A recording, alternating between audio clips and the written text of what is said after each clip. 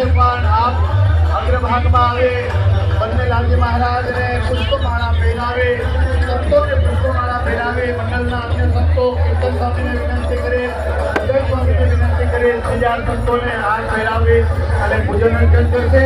આપણે તાળીઓ જોરદાર રાખી અને સંતોનું આગમનનું સ્વાગતની તાલિકા ધૂણીથી આપણે ખૂબ ભાવ સાથે વધામણા કરીશું.